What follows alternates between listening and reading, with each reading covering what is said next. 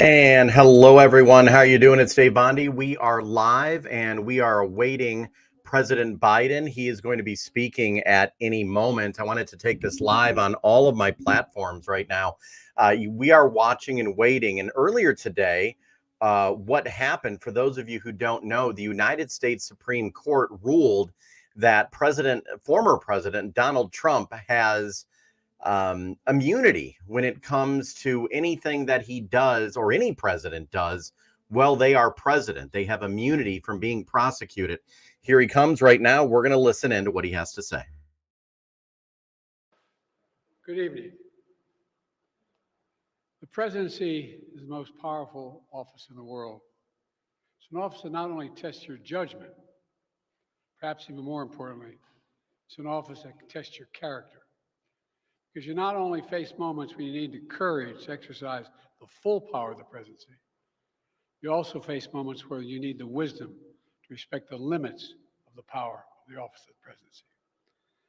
This nation was founded on the principle that there are no kings in America. Each of us is equal before the law. No one is above the law, not even the President of the United States. With today's Supreme Court decision on presidential immunity, that fundamentally changed. For all practical purposes, today's decision almost certainly means that there are virtually no limits on what a president can do. This is a fundamentally new principle, and it's a dangerous precedent, because the power of the office will no longer be constrained by the law, even including the Supreme Court of the United States. The only limits will be self-imposed by the president alone.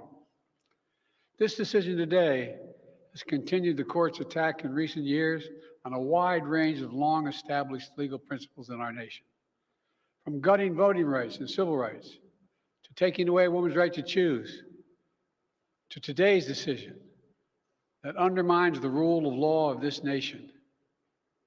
Nearly 4 years ago, my predecessor sent a violent mob to the U.S. Capitol to stop the peaceful transfer of power.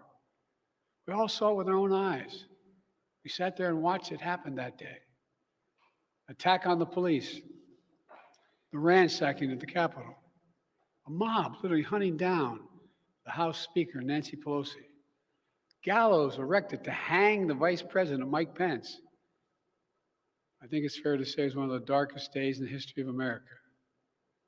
Now the man who sent that mob to the U.S. Capitol is facing potential criminal conviction for what happened that day.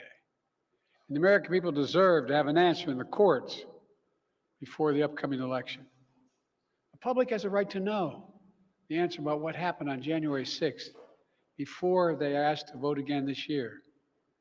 Now, because of today's decision, that is highly, highly unlikely. It's a terrible disservice to the people of this nation. So now the American people will have to do what the courts should have been willing to do, but will not. The American people have to render a judgment about Donald Trump's behavior.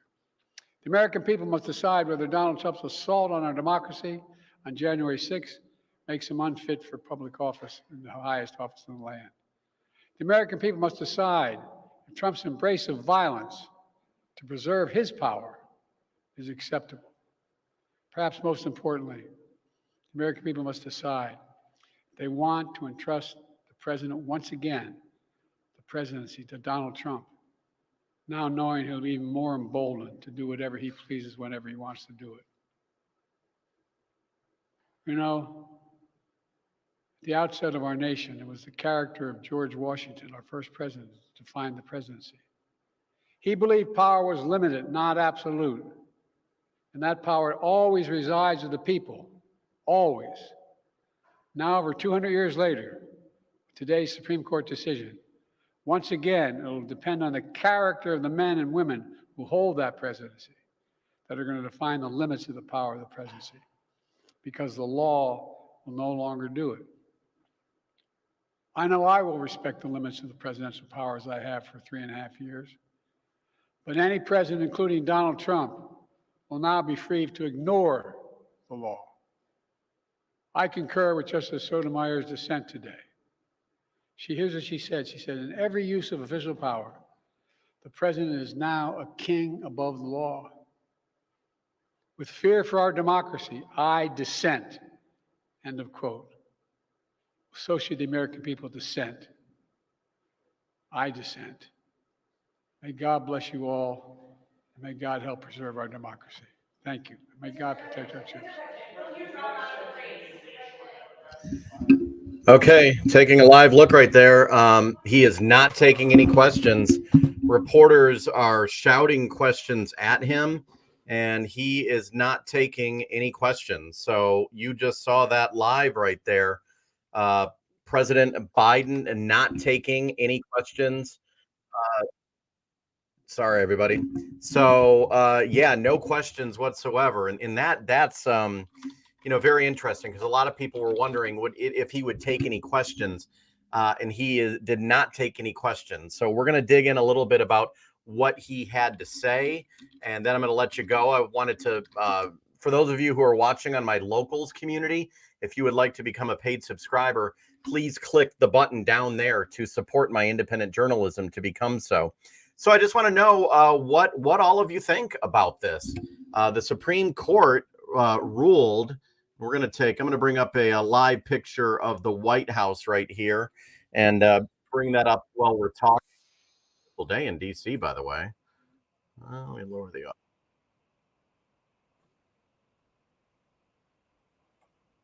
Yeah. So those of you with me, I want to see your comments, see what you're saying. I will go ahead and give you your comments. Volhika Batgirl, I just logged in to catch what the recap is. Basically, what Biden just said, and I'm going to bring up a shot of that's a live look at the White House right there. What President Biden just said is that Donald Trump is going to act like a king, and that he will do whatever he wants when he's president, now that the Supreme Court has ruled what they ruled today. But that's not necessarily true. What the Supreme Court did today, the United States Supreme Court ruled that a president, and not just Trump, but any president, cannot be prosecuted. They have immunity for acts they do while they are in office. If it's official business and acting official business of the president, they are immune from prosecution. Well, the question is, what is an official act of the presidency? The Supreme Court did say that a president can be charged with an act not related to his or her job. Don, we just lost we just lost everything. Okay, camera, wow. Browser lost connection to the camera. What the heck?